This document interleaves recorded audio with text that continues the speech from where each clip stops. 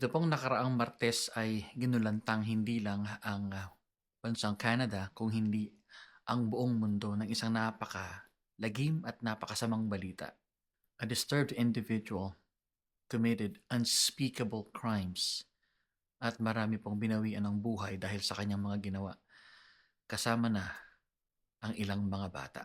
Ang mga bagay na ito ay nangyari po sa isang lugar na tinatawag na Tumbler Ridge na hindi po kalayuan dito po sa aming tinitirhan dito po sa British Columbia. We're only about 2 hours away from Tumbler Ridge. That's why when this news broke out ay talaga namang apektado po ang lahat ng mga taga dito sa amin. At ayon po sa balita ay isang batang lalaki, 18 taong gulang ang gumawa po ng mga karumaldumal na krimeng ito. Aabot po sa halos 10 katao ang nawala ng buhay dahil sa mga aksyon niya at halos 25 katao pa ang nasaktan. At meron pa pong isang batang babae, 12 years old, ang nag-aagaw buhay sa ospital sa mga sandaling ito. Hindi na po ako masyado magbibigay ng mga detalye at iiwanan ko na po yun sa mga news agencies at sa social media. Although sa akin pong obserbasyon, sa tuwing ako ay makakapanood ng mga balita, lalo na po sa mga news agencies dito po sa kontinente ng Amerika, Canada and the US in particular, ay napapansin ko po na yung pong kanilang mga anggulong tinitignan ay yung pong anggulo ng emosyonal, sosyal at mental. But in this video ay gusto ko pong talakayin ang isang bagay na ayaw nilang talakayin. And that is the spiritual aspects of things. I believe that more than anything else, this is spiritual warfare. At ganito po ang sinasabi ng salita ng Diyos sa Ephesians chapter 6 verse 12. For we do not wrestle against flesh and blood, but against the rulers, against the authorities, against the cosmic powers over this present darkness, against the spiritual forces of evil in the heavenly places. Let me speak a word of prayer for a moment. Our Father in heaven, we ask you today, Lord, for guidance. We are trying to understand why things happen and why do people do such horrible things. Sa ganang amin lang, hindi po namin ito kayang intindihin. Hindi po namin ito kayang unawain. Pero meron po kayong salita. Salitang iniwan para sa amin upang mabigyan kami ng revelasyon at ng talino upang mabigyan ng saysay ang mga bagay na nangyayari sa aming paligid. At sa amin pong binasang berso, tulungan niyo po kaming makaunawa at makaintindi, O Diyos. At nang sa gayon, matuto kaming umibig ng tama sa aming kapwa at maparangalan kayo. Sa pangalan ng aming Panginoong Hesus, ito po ang aming panalangin. Amen. Ito po ay bahagi ng aklat ng mga taga-Efeso na isinulat ni Apostol Pablo. At sa chapter 6 ay binibigyan po niya ng diin ang espiritualidad pagdating po sa mga iba't ibang bagay sa buhay Kristiyano. Ang sinasabi po ni Apostol Pablo dito ay hindi po mga tao ang ating mga kaaway, kahit pa ang mga tao ang nagdudulot po ng pait at sakit sa ating mga puso at damdamin.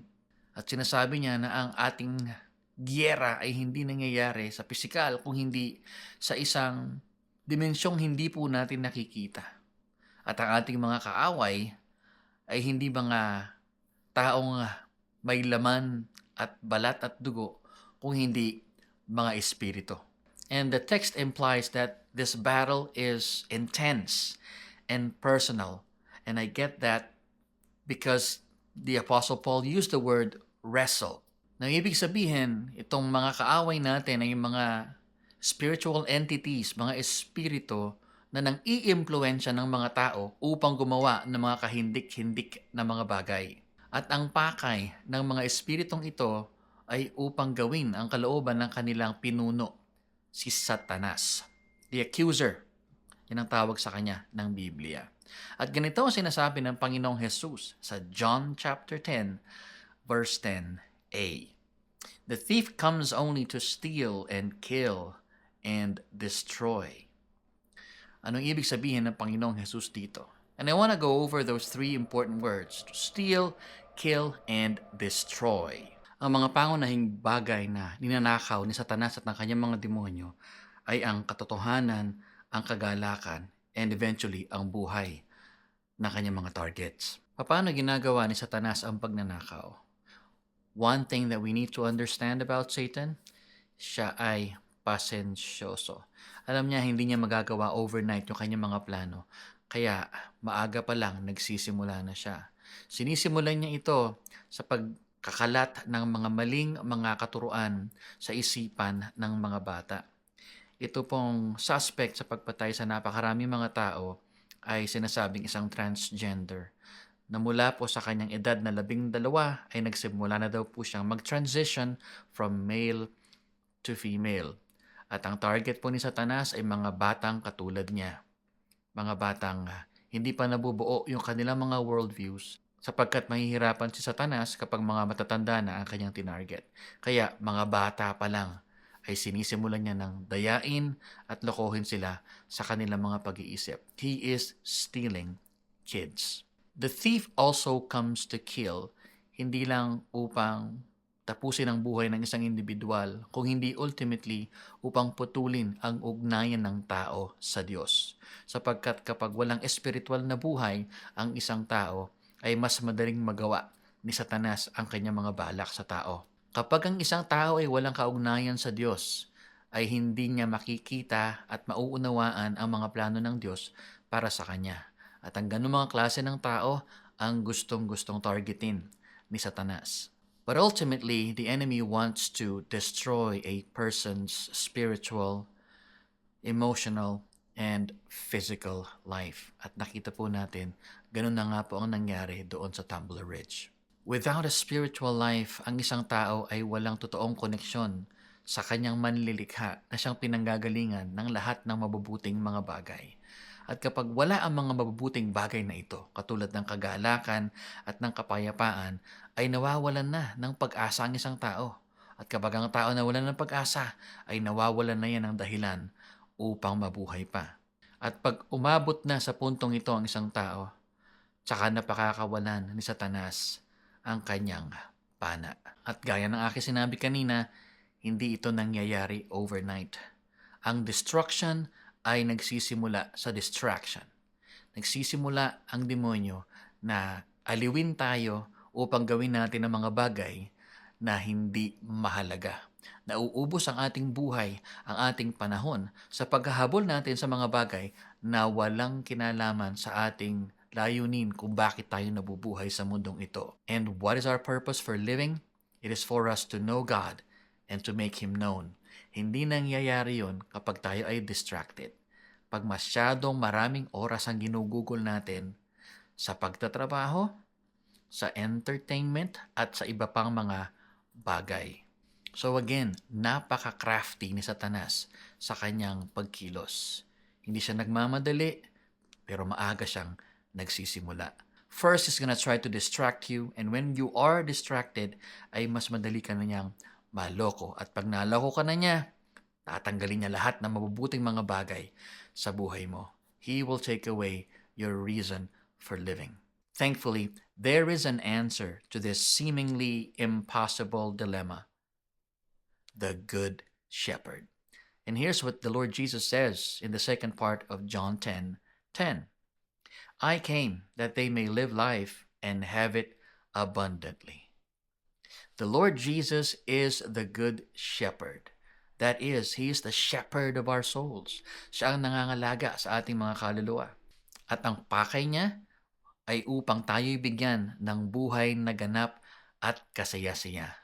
Yung pong salitang ganap at kasaya-saya ay hindi lang po ito yung yaman, hindi lang ito yung pera at tagumpay sa buhay. Kung hindi, ito yung kaganapan ng ating buhay. The Greek word means more than necessary, over and above, and super added.